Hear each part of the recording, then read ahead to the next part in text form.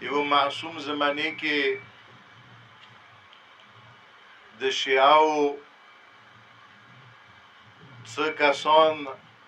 امام معصوم په خدمت کې راورسېدل. امام معصوم ته دی ای ابن رسول الله مو یو ډاله یو ګروپ جوړ کړی دی و هغه ګروپ کې هغه کسان مو ځان سره شامل کړي دي چې کوم د مو هم فکر دي مو نظریه والا دي.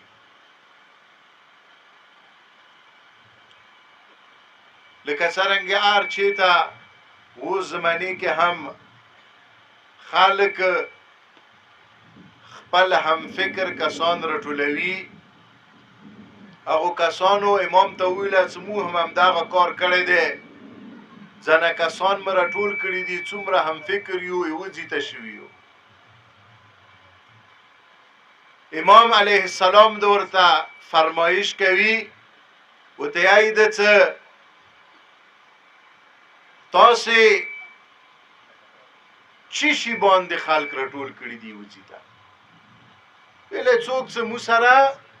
هم نظر وي هم فکر وي. محمد و آل محمد بلندتر سلام.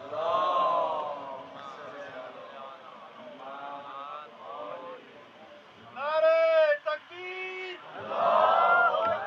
نعره رسالت،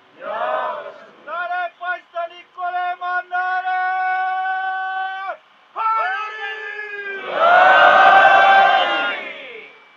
امام علیه السلام کله د هغو خلکو خبرې واورېدلې، امام د ورته فرمایش کوي ورته یایي ده څه تاسې سره یک یو شی دی څه هغه باندې په کار دی تاسې متفق شوئ، هغه باندې تاسې راټول شوئ و هغه نه علاوه که نورو نظریو و فکرو باندې یوه ځای ته راټول شوئ و یو ګوند یو ګروپ جوړ کوی دغه کار مې غلط دی. پوښتنه یې وکړله ای ابن رسول الله چی شي باندې راټول شو؟ امام علیه السلام د ورته فرمایش کوي تاسې په کار دی هر یو هغه کس خپل ګروپ کې خپل ګوند کې واخلوی چې کوم څوک ولایت امیر المؤمنین علیه السلام باندې راټول شوي. یعنی تاسې راټولېدلې یوه ځای هم فکر شولې مرکز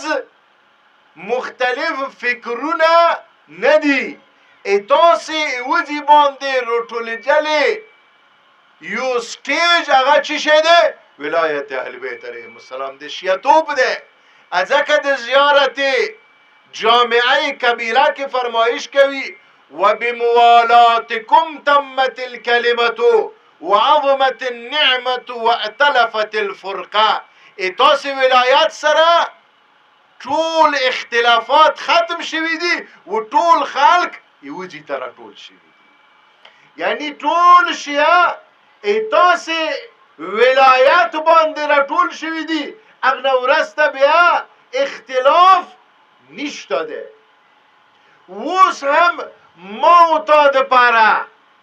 اتفاق د پاره یک یو مرکز دی، هغه چی شه دی؟ ولایت اهل بیت علیهم السلام. هغه دی شیعتوب چې هغه باندې مو ټول په کار دی متفق وو. قسم قسم نظریات دي، قسم قسم خلق دي، هغه ذاتي نظریات ذاتي فکرونه به ټول لرې کوي. کسی به تا سره کچوک یوه شي باندې هم عقیده دی هم فکر دی، هغسې په کار دی ته یوه ځای ته شي، هغه دی ولایت اهل بیت علیهم السلام. و دین علاوه کلی وطن مشرتوب کشرتوب یا بل څه وجې نه کوم مختلف فکرونه دي دوی وجې نه اختلاف نه دی په کار. اوس د تاسې کس وی هر طرف نه دغه کوشش دی څه مؤمنینو منځ کې اختلاف واچولی شي. مؤمنین یو بل نه بیل کی یو بل نه جدا کی نه داسې حالاتو کې خصوصا د تاسې علاقې ته کوم پروګرام جوړ شوی دی چې تاسې کې اختلاف واچولی شي دې دپاره چې تاسې علاقې کې عزت و احترام سره خپل از مذهبي عقایدو سره زندگی اله تاسې تیروای شوی چې کچېرې تاسې کې اتفاق و اتحاد وي کچېرې اتفاق و اتحاد د کې نه وي نو بیا تاسې عزت سره زندگی نشوي تیرولی کوشش یې د کېږي مشر په نامې کشر په نامې اختلافات دا مشران د دې علاقې څومره مشران دي دغه مشران د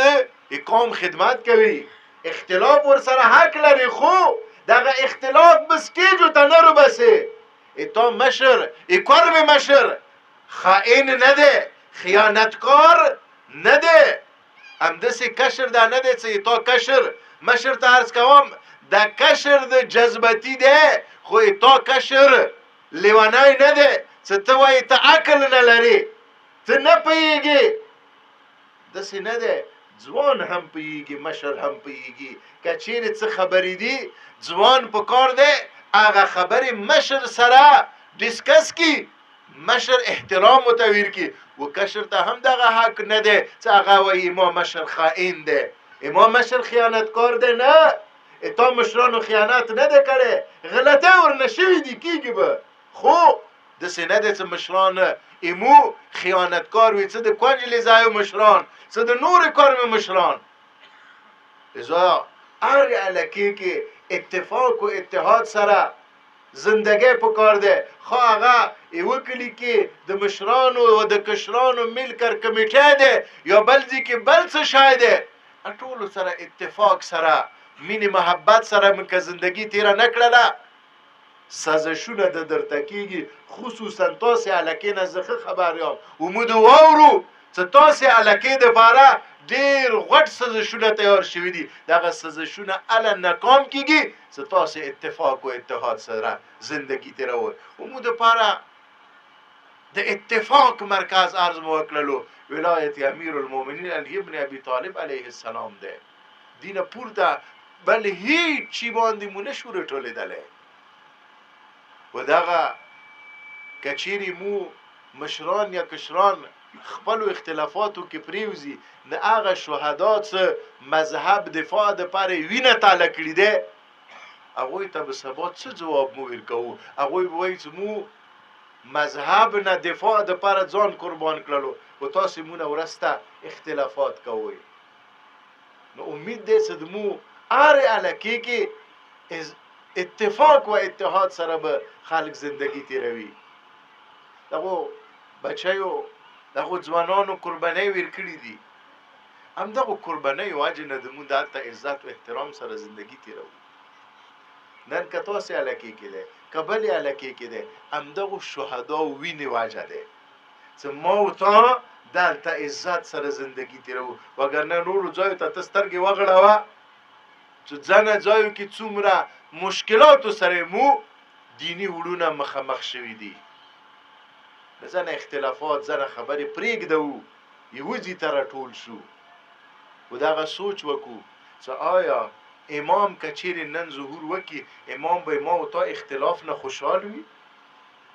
یا امام به دا غواړي چې د ما څومره شیعه دي هغه یوه ځای ته راټول شي و ته تصور وکړه امام رضایت چی کې دی بس خپل عرایض ختموم هغه وخت د غم و د عزا وخت دی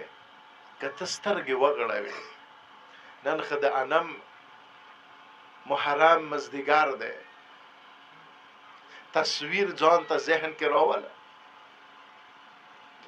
نن نه 1400 کاله مخکې انم مزدیګر کې به کربلا کې خیمهگاه کې کوم حالو ویلې بیبیان مغس زلو کې خوشحال دي ویلې کربلا کې میړنای د کربلا علمدار جمدای دی وړه بیبي د چا ته رسي